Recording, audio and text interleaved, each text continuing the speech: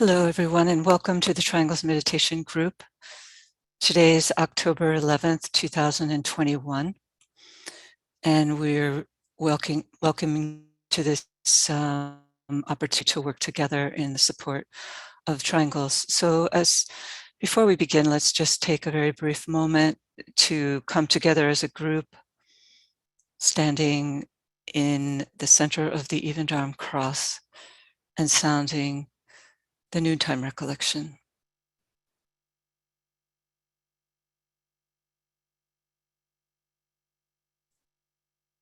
We know, O Lord of life and love, a need, touch our hearts anew with love, that we too may love and give.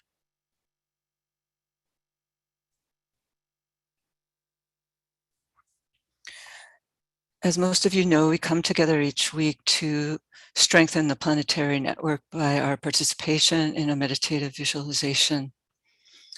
We also serve new members of the group, reaching out to them, helping them to try if they place their in the chat box, and thus introducing new people to the work. That's the way the Triangles Network grows, and it needs to grow in order to meet the demand at this time for light and love and power, which can flow in through the network into the minds and hearts of all humanity.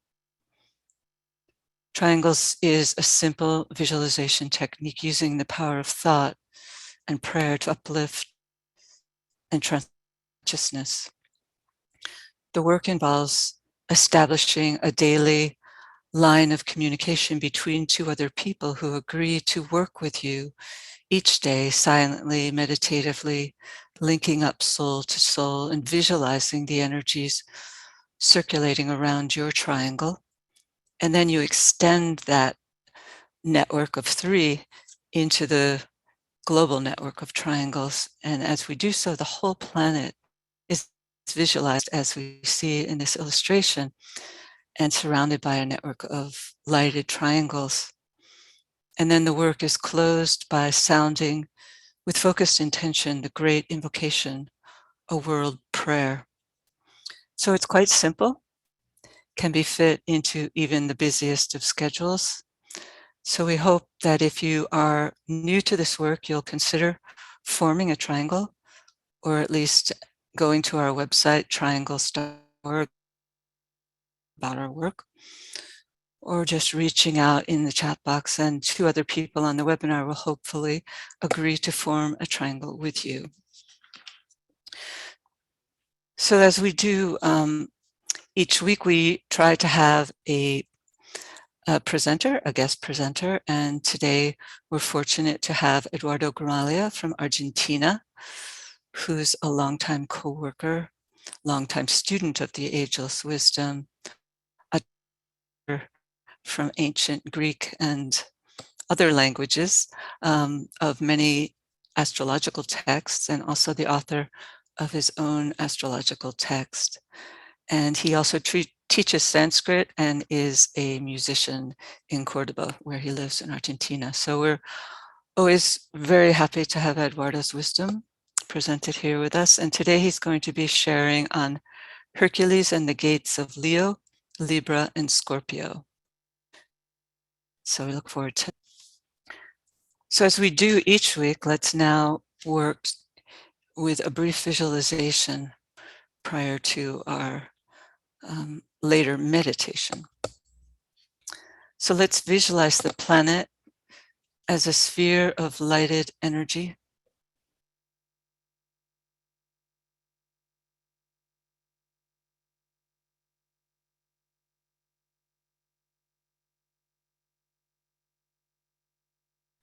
And visualize within that sphere a triangle.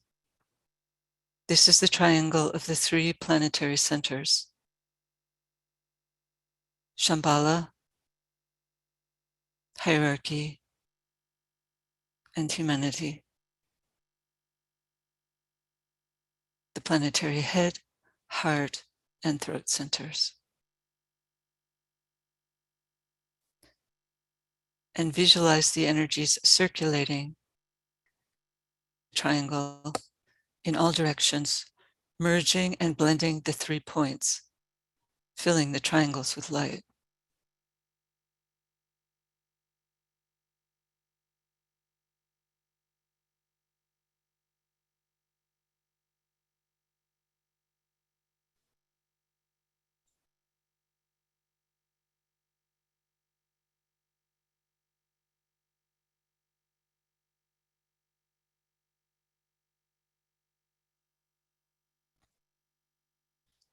Now superimposed upon that triangle, visualize a 5-pointed star of indigo blue.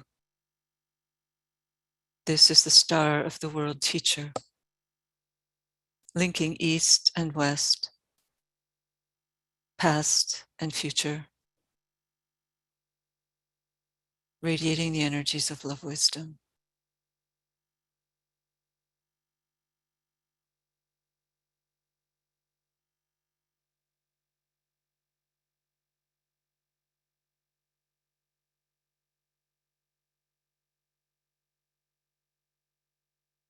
At each point of the triangle, the sphere of his activity stands an outpost of his consciousness, emanating from the 5 points to the 5 planetary centers. London, Darjeeling, New York, Geneva, Tokyo. Visualize these outpouring energies, enlivening small groups gathering everywhere, aiding them to focus and direct the energies into the consciousness of all humanity, solving its problems, creating right human relations, restoring peace on earth.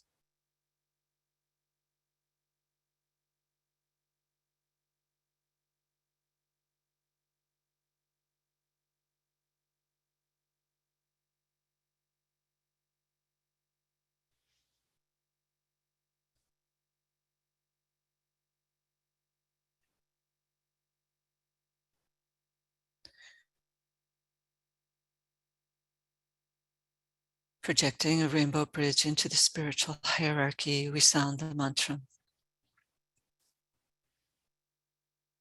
Radiance we are and power. We stand forever with our hands stretched out, linking the heavens and the earth, the inner world of meaning and the subtle world of glamour. We reach it and bring it down to meet the need. We reach into the silent place and bring from thence the gift of understanding. Thus with the light we work and turn the darkness into day.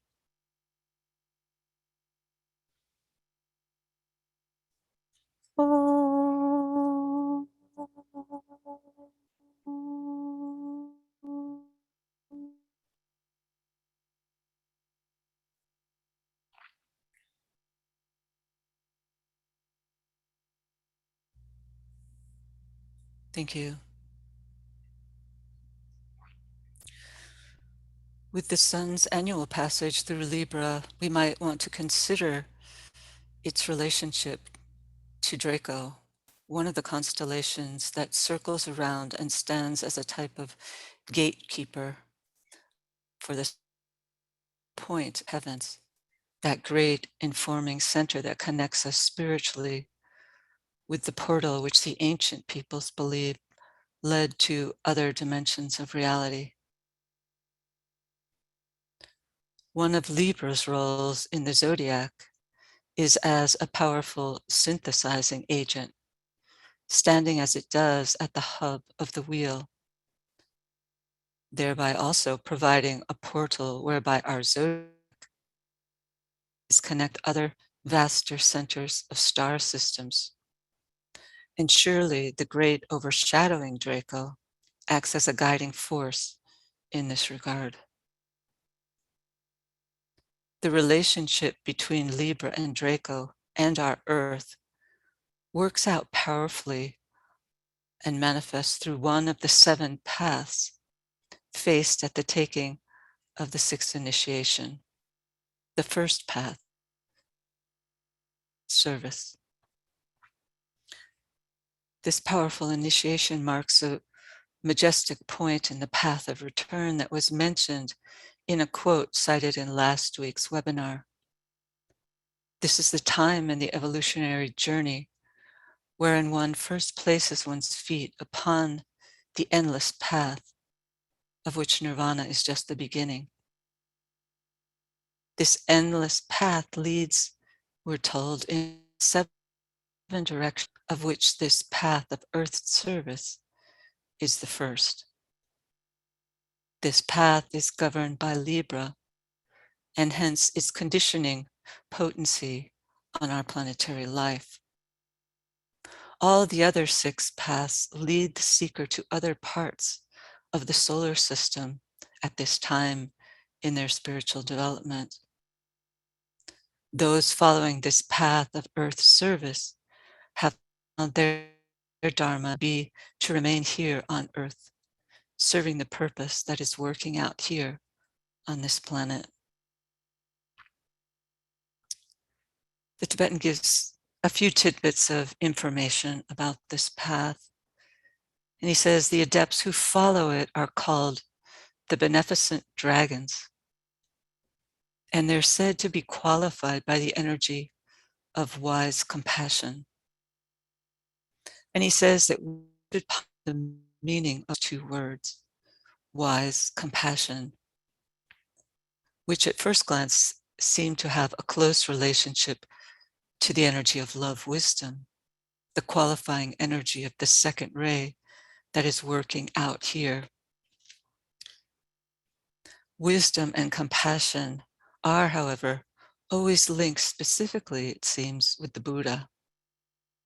Perhaps part of the Dharma of the Buddha is related to the adept or following this path of earth service.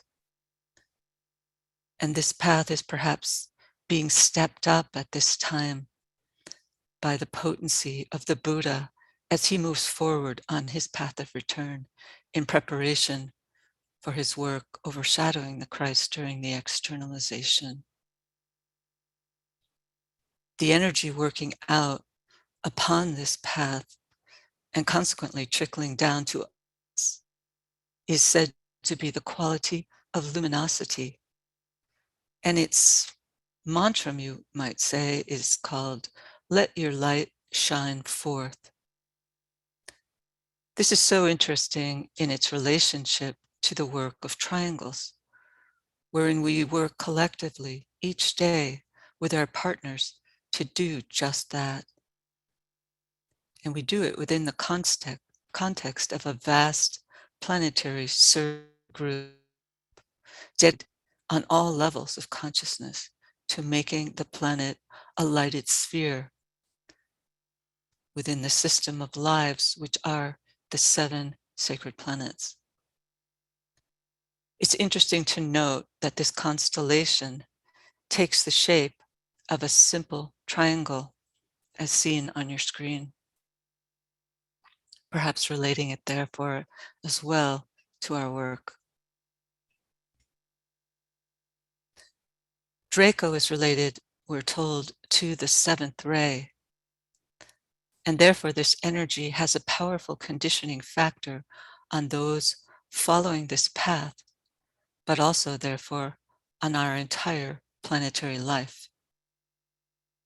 We can see therefore the potency of this time in which we're living in planetary history, when the 7th ray, along with the strong 7th ray coming through the sign of Aquarius, are controlling carefully, and the opportunity this brings for alignment to work out the purposes of the Logos through the cooperative efforts of the 3 planetary centers. Draco is known as the active guardian or protector, and yet it's often associated here on our planet as the devil or Satan. perhaps a reference to the dual nature of Saturn as function a non-sacred and also a sacred manner. In Libra and in association with this particular path of Earth's service, we can see these dual aspects of the Draco dragon energy working out. For although the adepts who follow this path are known as the beneficent dragons, and their defining quality is one of luminosity, said that they gain this luminosity through a hard-won battle, through a fight with a dragon, a higher correspondence to that battle which all disciples face when confronting the unredeemed aspects of themselves in the battle between the angel of the presence and the dweller on the threshold. We can link with the potency of those battling on the path by pondering their expressed quality of luminosity and their symbol. The symbol for this path is said to be a green dragon issuing from the center of a blazing sun. And behind the sun and overtopping it can be seen two pillars on either side of a closed door. So we see the forces of darkness and of light controlling at all levels of existence. To awaken a sleeping dragon is to awaken a dormant power of tremendous potency, and one which works out either for good or ill, depending upon the motive. This awakening on a planetary level is entrusted to those who have invited or been chosen by the Logos to tread path of service. All other paths go in directions that lead them far away, to serve in other capacities, in other places, in other systems.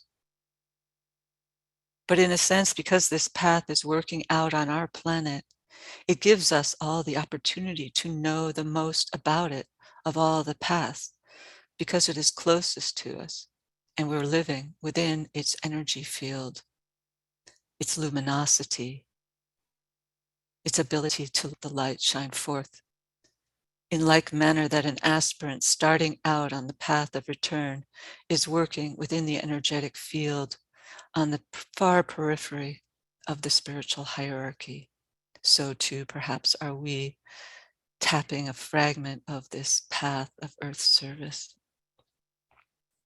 So let us now work in our meditation, calling upon the strength of the dragon power and the synthesizing nature of to pull through that potent energy which can serve to awaken those sleeping points of light to the opportunity of this time.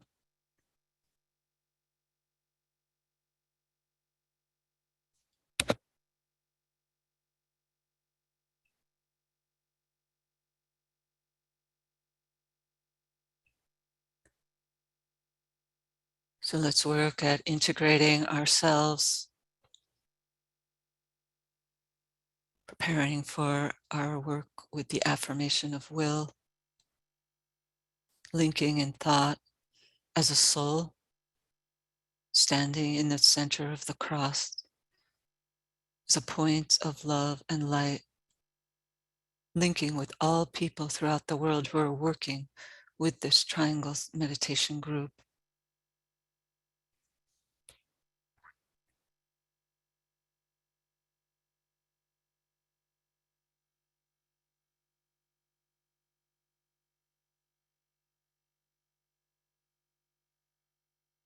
And we project a line of lighted energy towards the center Shambhala and sound together the mantra. In the center of the will of God, I stand. Naught shall deflect my will from His. I that will by love. I turn towards the field of service. I, the triangle divine, work out that will within the square and serve my fellow men.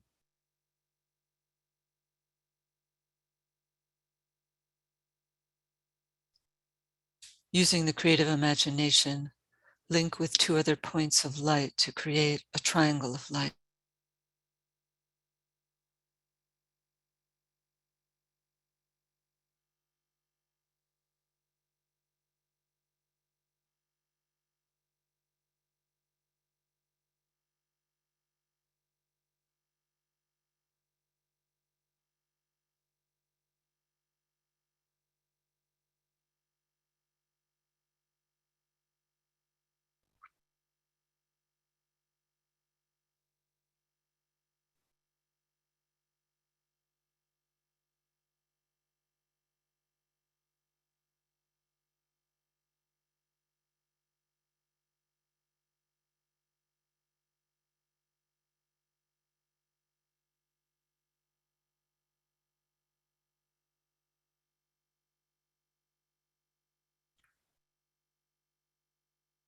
Visualize the triangle in which you are working as an essential part of the radiant worldwide triangles network.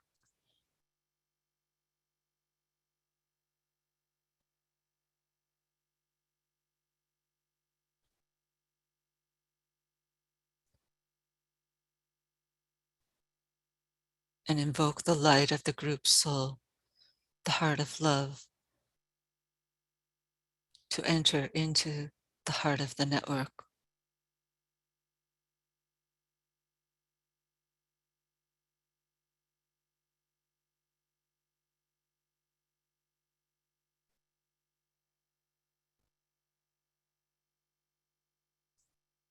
And project a rainbow bridge towards the Christ at the center of the hierarchy, bringing that energy down into the network as well.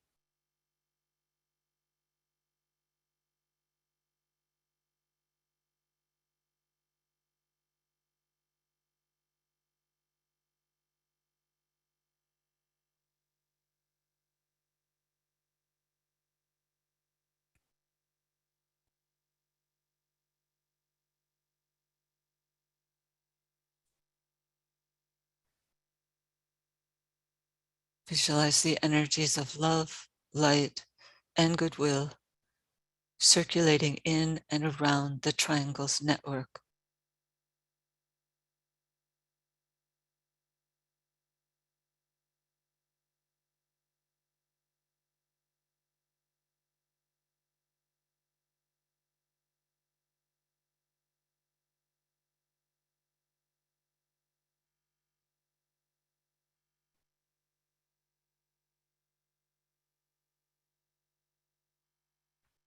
Visualize these energies unifying and eliminating all divisions within humanity, healing and transforming human consciousness, establishing right human relationships.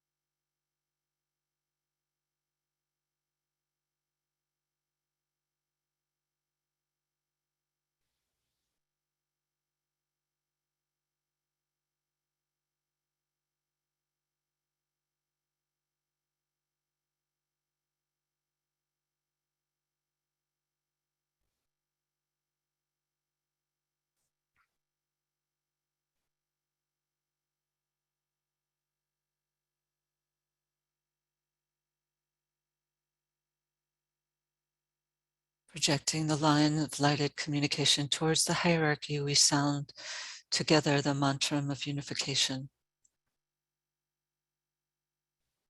The sons of men are one, and I am with them. I seek to love, not hate. I seek to serve and not exact due service. I seek to heal, not hurt. Let pain bring due reward of light and love. Let the soul control the outer form and life and all events and bring to light the love that underlies the happenings of time. Let vision come and insight. Let the future stand revealed. Let inner union demonstrate and outer cleavages be gone. Let love prevail. Let all people love.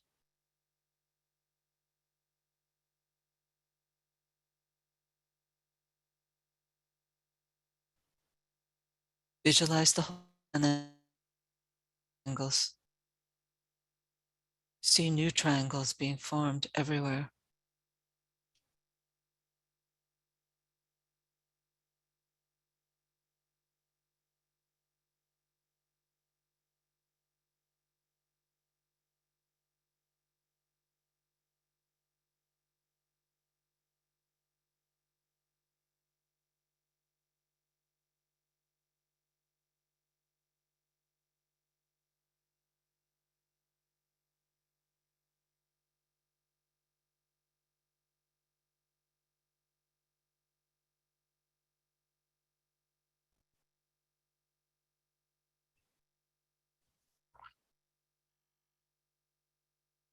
Distribution.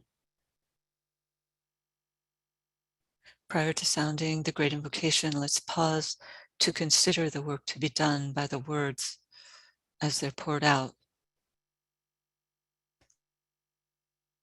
acting as a link between the world of spiritual realities and humanity, and as a channel through which light and love and divine purpose may flow into human consciousness.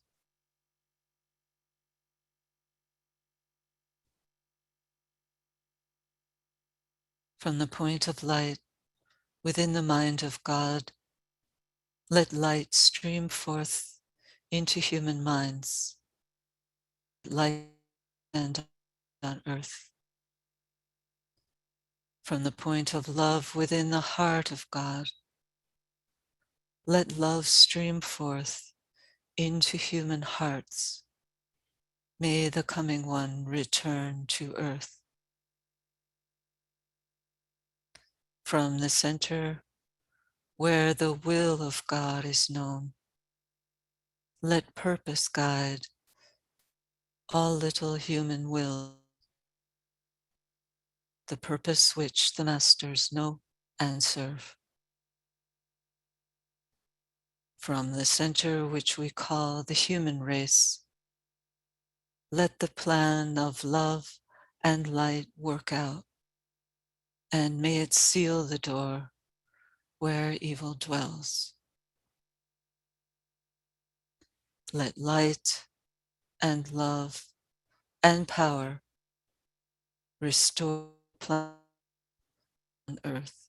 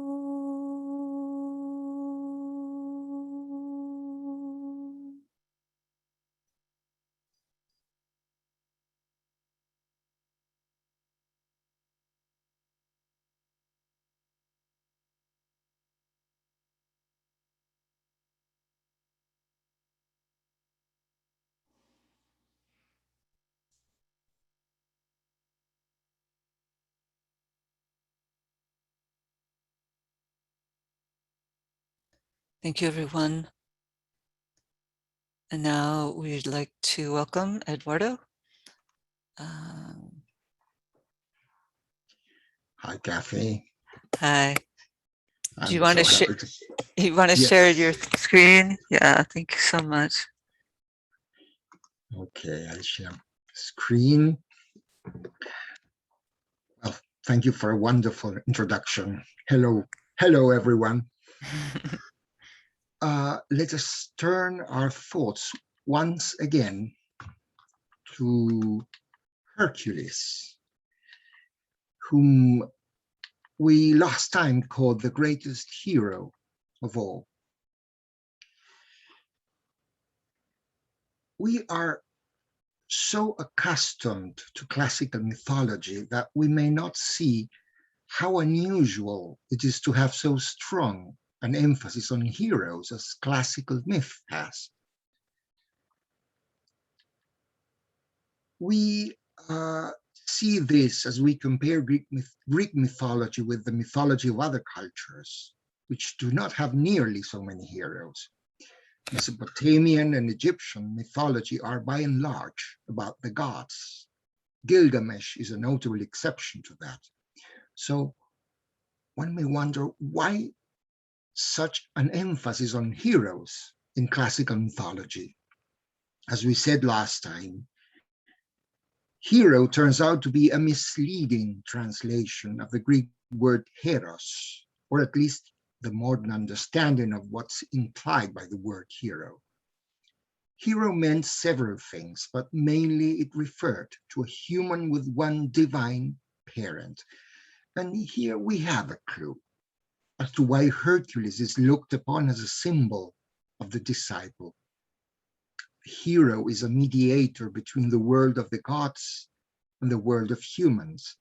Heroes were meant to bridge the gap between gods and men, just as the disciple mediates between the world of meaning and the outer world of glamour.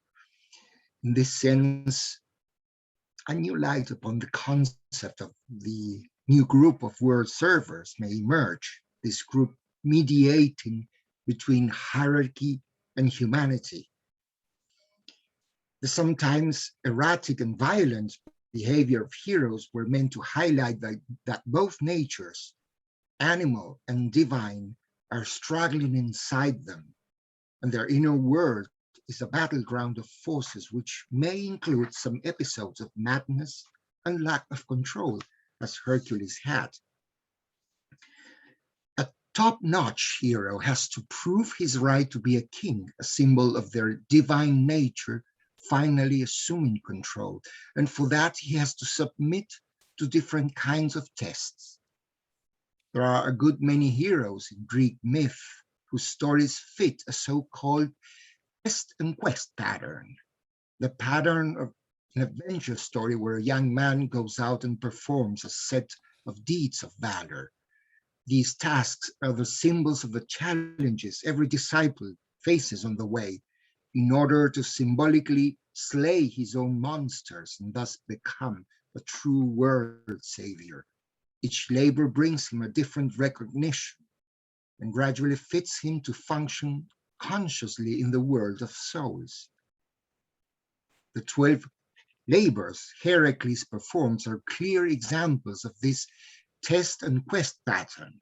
He undertakes these tasks, which are characterized both by an increasing degree of difficulty as the labors proceed, and by increasing distances that Heracles must travel to perform them. Each one of the labors he undertakes would have been fatal for a normal human being. Hercules, and not without some drawbacks, finally manages to successfully accomplish them all. Now, these 12 labors may be said to fall into three clearly recognizable groups. The first 5 take place in the Peloponnesus, the main and central area of Greece, and it includes the labors of Cancer, Leo, Libra, Scorpio, and Sagittarius.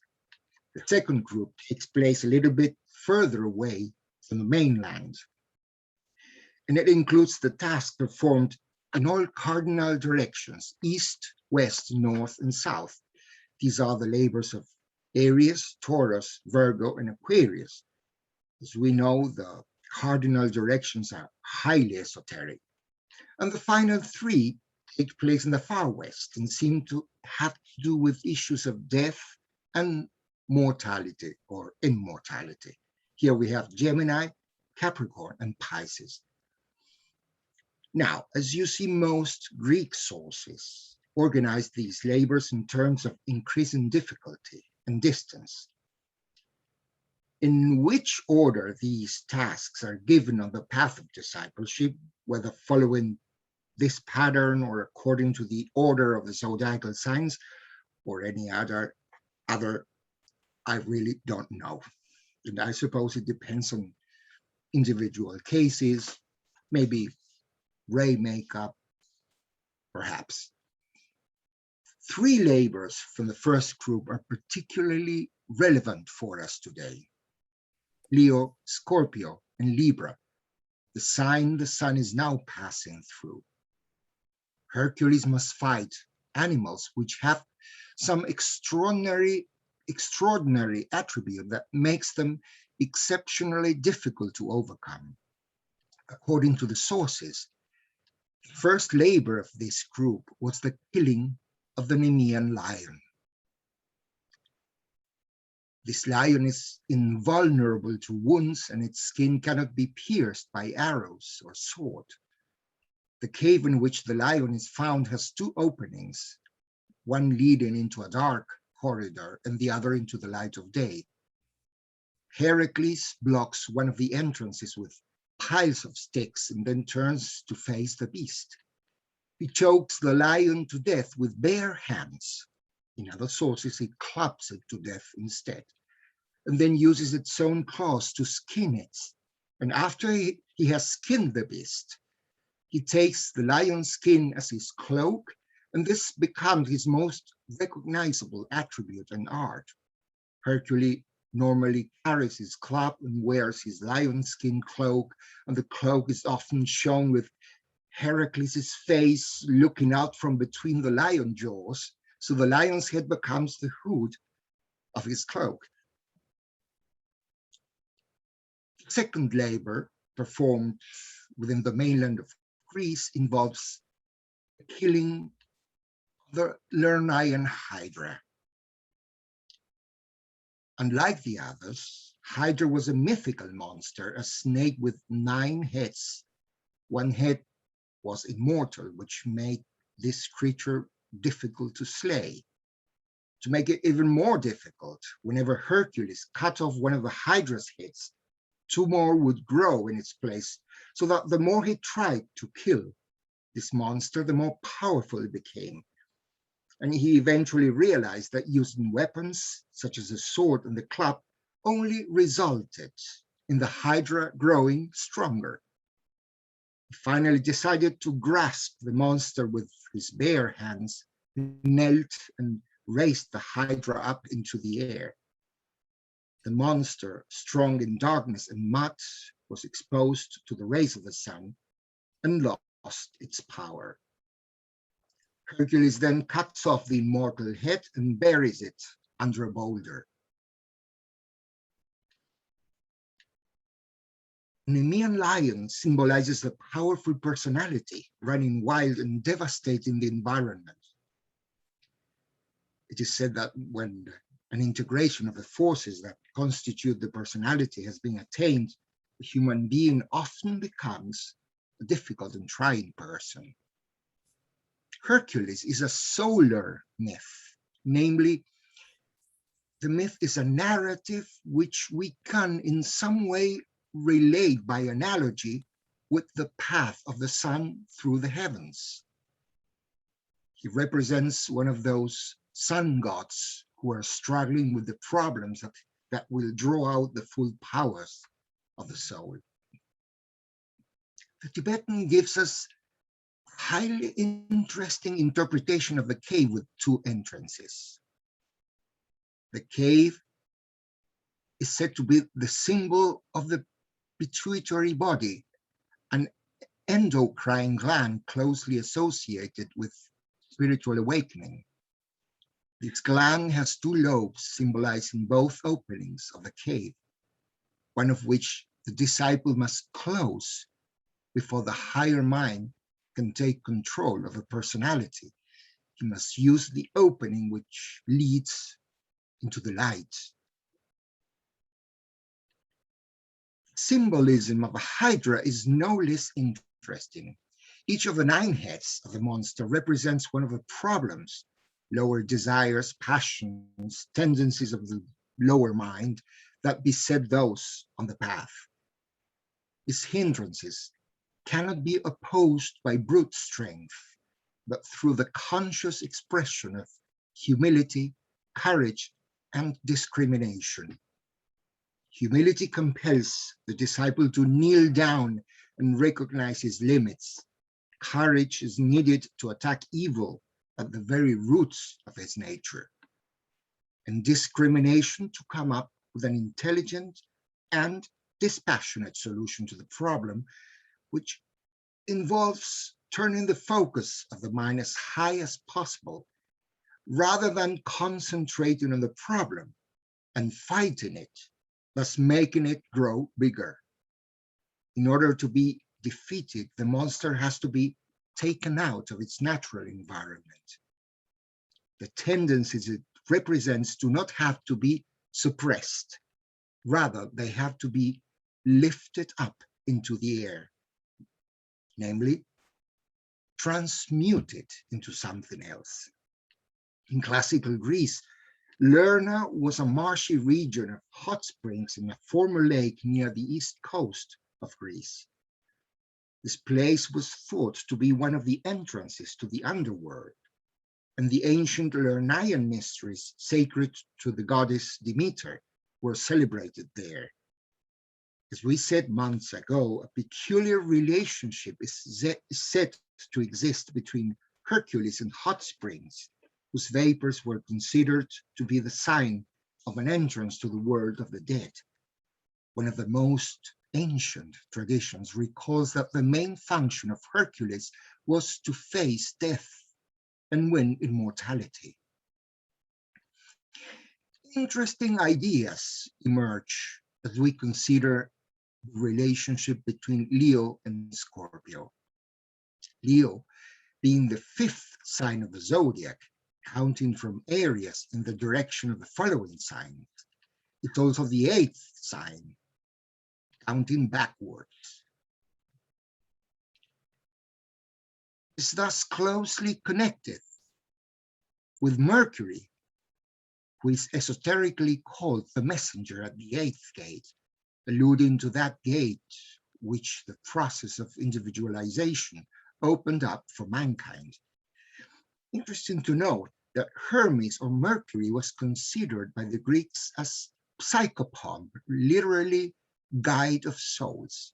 Psychopomps are deities, gods, entities whose responsibility is to escort newly deceased souls from the earth to the underworld.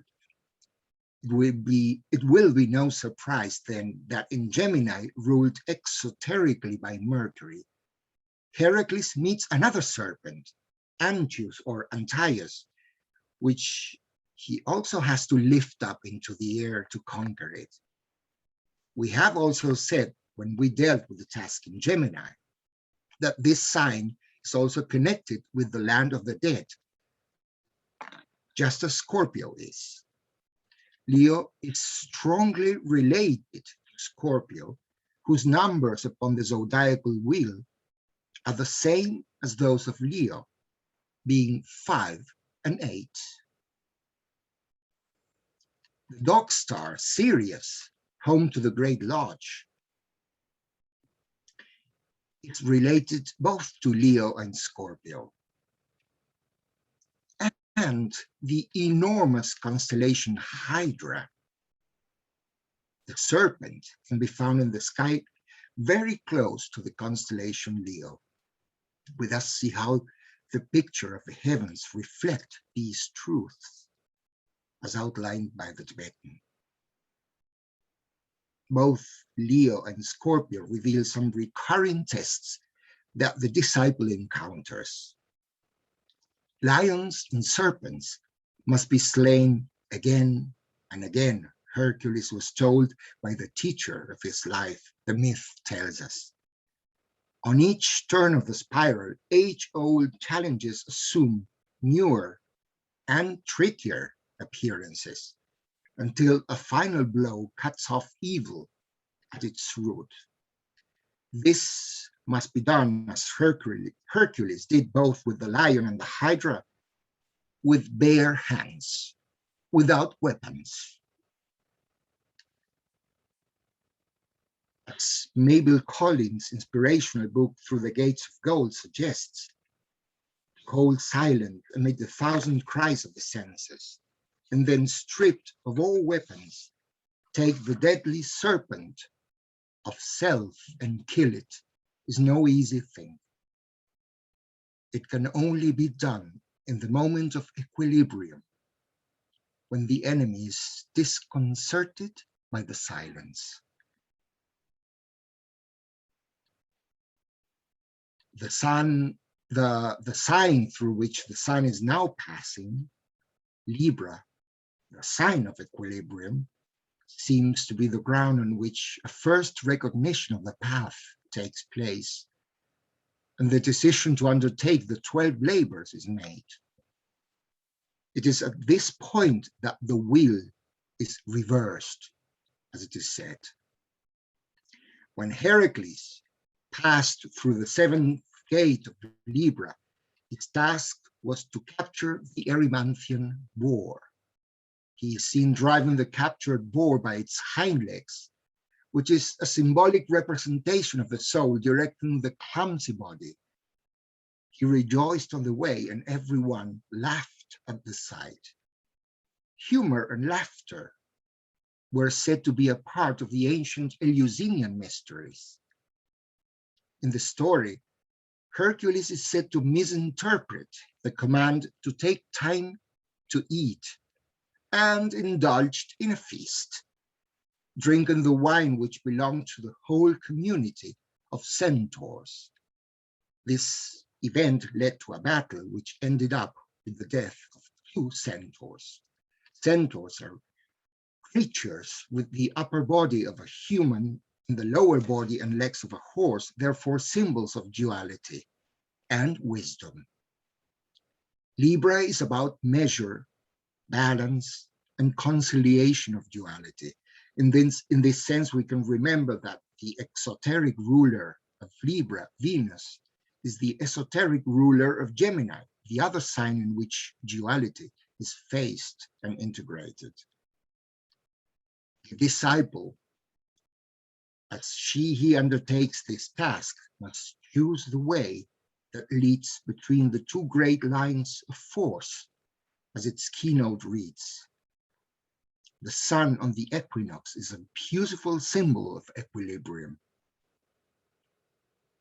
And eventually, every disciple will mount the fixed cross of the heavens, reverse the wheel, step on the burning ground of Scorpio, slay the Hydra, and exclaim, "Warrior I am," and from the battle, they emerge triumphant.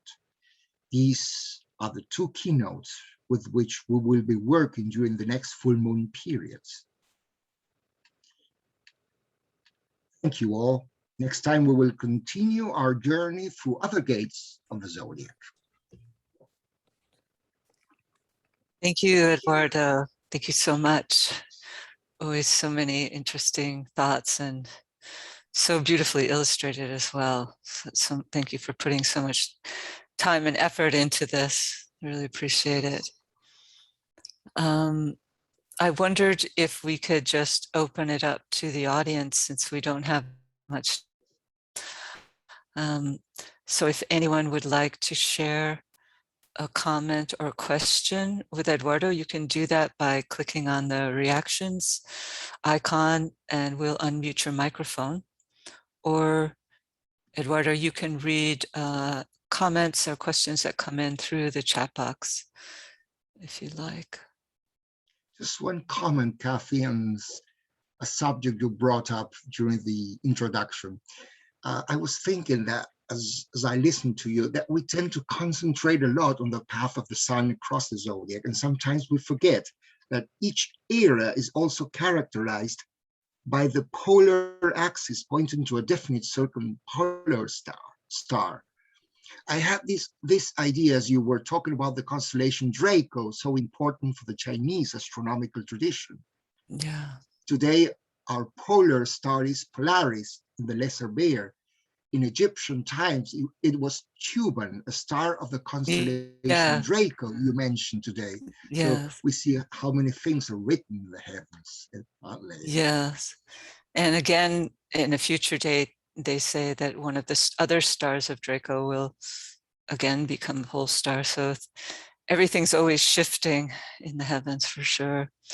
But yeah, the idea of looking at the overshadowing extrazodiacal constellations is certainly probably one of the next steps that more fully developed as esoteric astrology unfolds, perhaps through the Tibetans writing or people who are active today just pondering it. And so, yeah, they're certainly a lot more powerful, those constellations and those stars that work with them.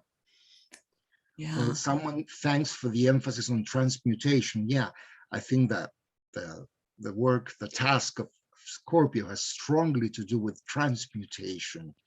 I think it's highly symbolic that Hercules does not use his weapons. He uses his hands, bare hands. This, I think it has to do with transmutation. He lifts the whole problem up into the air. It has to do with the focus of the mind. You transmute that into something else. You don't fight strongly against something with brute strength and weapons. Yeah. Yeah. And sometimes the hands are symbolic of a group, not doing it alone, but doing it as exactly. The fingers of one hand, Yeah.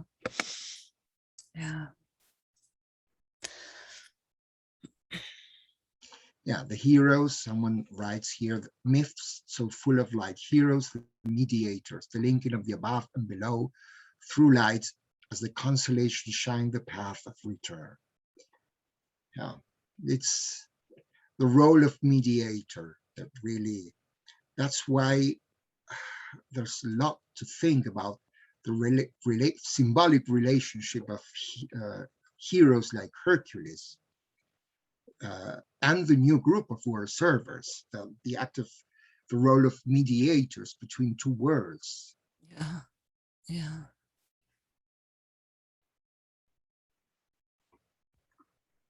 And we also explain why Hercules was the most outstanding heroes of all. It was not local, it was universal. It's just as the symbol of the word disciple undertaking tasks that clear out lands from dangers. We called him a cultural hero. And of course, someone mentions the art of alchemy. Yeah, it has to do with alchemy. It's, well, we all know that aside from the fact that there might be the power to transmute raw materials into gold, that is a symbol, right? Alchemy itself is a science which was taught in universities up to the 18th century. It was considered a science in the 18th century. And we all know that it is a symbol of the power of inner transmutation. And of course, there's so many things to say about constellations and the relationship with Eras. There are so many interesting books about that. One book I remember, it really surprised me, was Hamlet's Mill by Giorgio de Santillana and Herta von Dechend. It takes all the astronomical myths. When we say that Hercules is a solar myth, so we understand why what we call the reversed wheel goes in the order of the zodiac that we know, from Aries to Pisces via Taurus. It is the path of the sun, and a hero and the disciple are in some way, well, it has to do with the symbol of the sun itself. They are solar myths. Their path can be traced astronomically, so to say.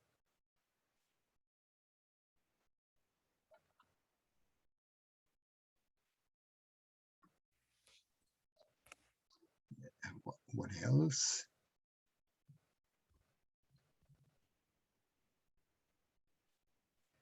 Yes, China, astrologers, yeah.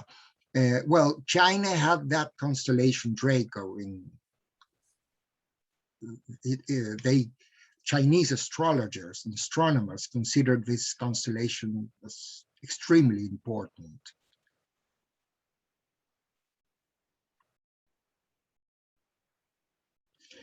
Good reminder that the hero or heroine is a successful mediator between the divine and the world. Though I think we could also say that anyone is a hero who heroically attempts to overcome inner and outer obstacles rather than just give up or be complacent. Yeah.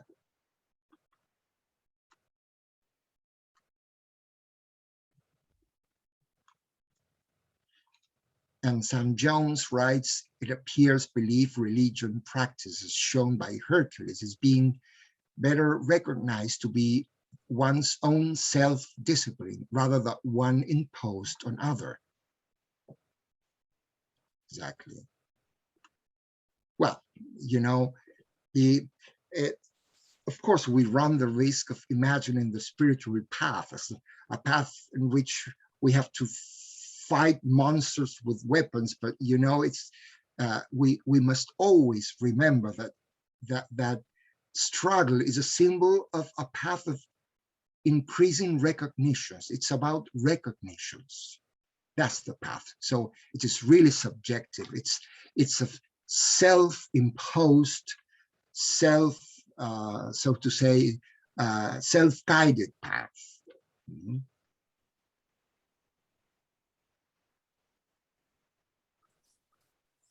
It's incredible. It is as if we were in the path to recognize what and who we really are. So and that gives us a very different concept of freedom, isn't it?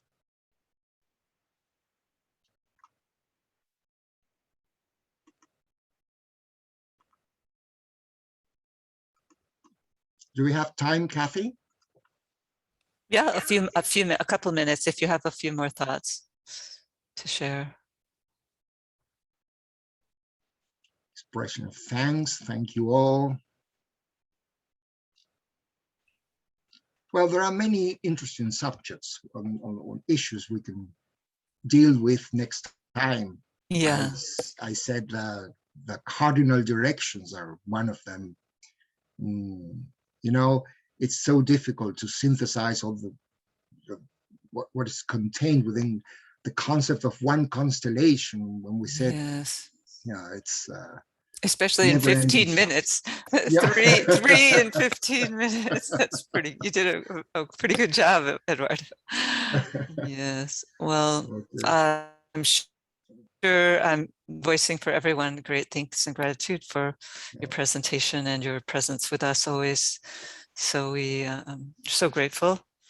And so now everybody, if we could just close with a brief moment where we'll visualize the planet surrounded by a golden network of triangles.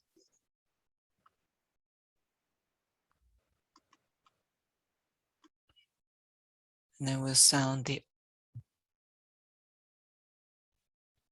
oh.